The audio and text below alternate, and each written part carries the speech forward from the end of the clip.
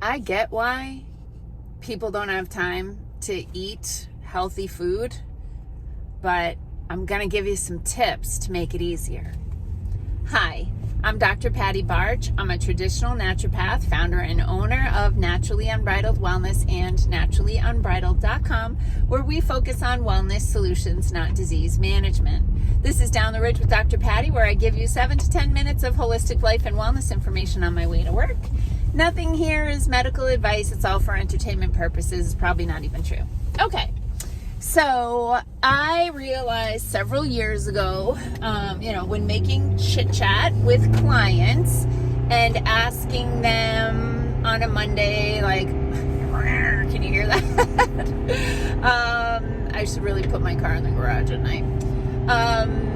Asking them on Monday morning, like, hey, what did you do this weekend? Or asking them on Fridays, what do you got going on this weekend?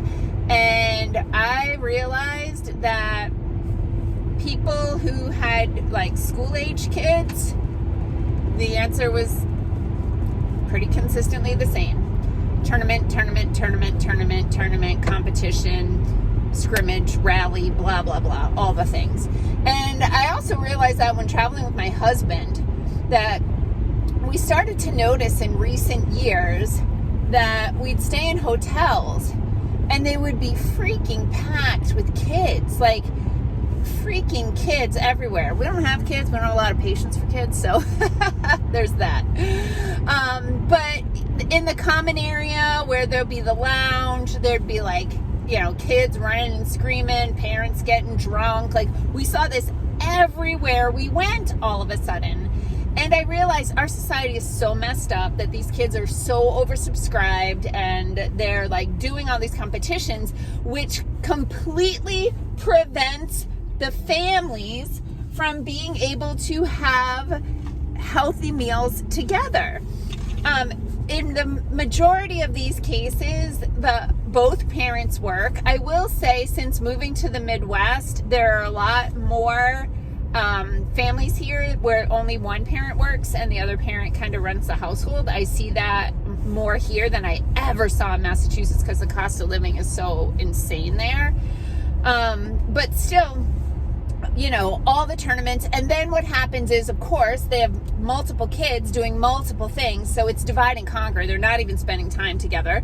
They're like, the dad's taking this kid down to Milwaukee for a competition. The mom's taking this kid down, to Madison for something. And nobody's spending any time together. They're all eating fast food, restaurant food, all the things. I'm like, well, here's how we create a very sick, unhealthy society. All these teens with anxiety levels because they're not eating good nutrition. So what I wanted to do with today's video is just give you a couple ideas. So it's just my husband and me, and we're very busy people. And I own this business and I work long days. I'm typically at my office by 8:30 in the morning, unless I have like the gym that morning. And then I work until 6 most days, not Fridays, because I'm out of gas by Friday afternoon. So, working till 6, at best I'm getting home at 6:20, 6:30.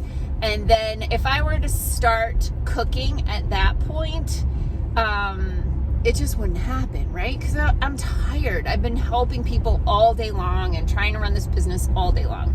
So I have developed some techniques to make sure that we eat healthy food, because that is a high priority for me. I've been trying to tell clients, like, you cannot outrun a crappy diet. Like, medications for chronic conditions are very often just whack-a-mole results of a crappy diet, because you end up having a lot of toxins added to your body and you're deplete of nutrients, especially nutrients with cofactors that occur in nature.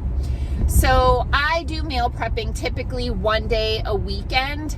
I spend the whole day cooking food. And I know that sounds horrible for people, but it's important to me. I actually do enjoy it. I would much rather like make a beautiful gourmet meal every single day and be artistic and creative and flavor combining and multiple colors. But reality of it is I don't have the time to do that right now, so I do meal prep on Sundays.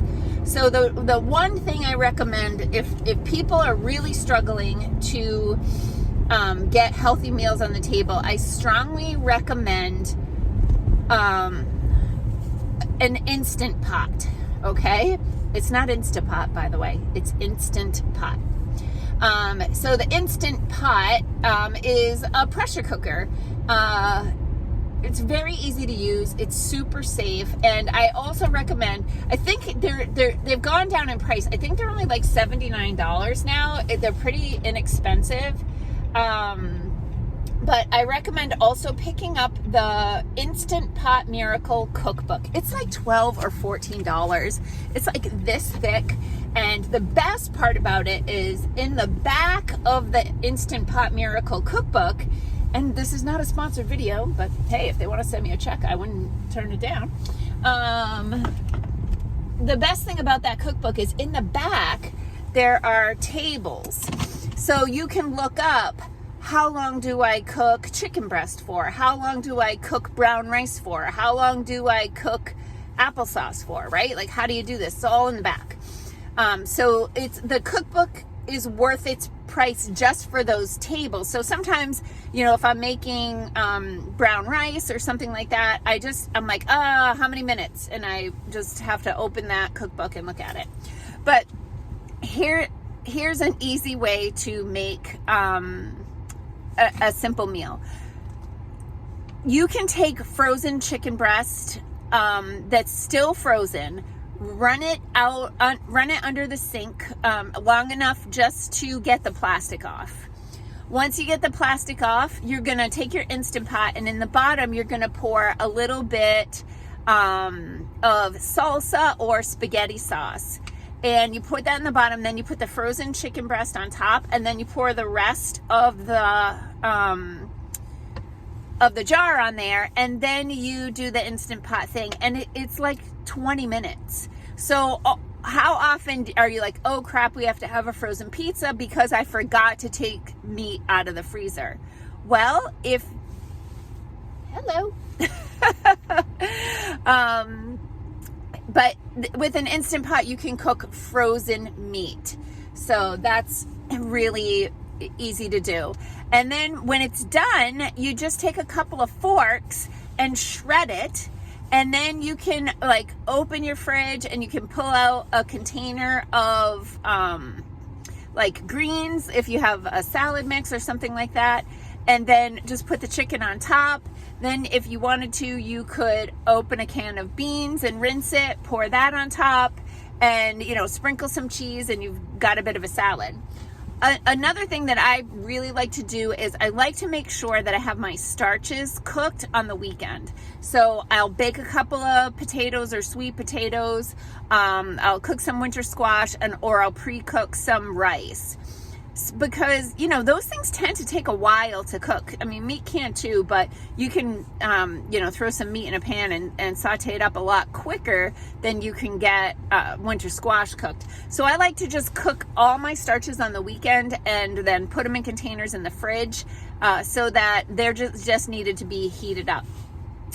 Anytime I'm meal prepping, I will often make extra so that I can throw it in the freezer or can it so that I can, on the weekends that I do have something going on and I don't have time to meal prep, I can just take something out of the freezer and put it in the fridge to thaw or warm it up and then eat it for dinner.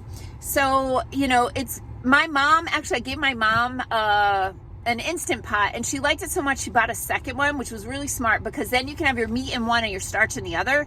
Spaghetti squash is amazing in the Instant Pot. So you could take that same salsa chicken and then put it over spaghetti squash. Boom, there's a meal for you. So, you'll learn some tips and strategies, but remember, you cannot outrun a crappy diet. So try to make eating healthy foods, even if you're just starting with one day a week, you're going to have a completely from scratch meal. and then go from there. All right. Peace out, peeps. Have a healthy day.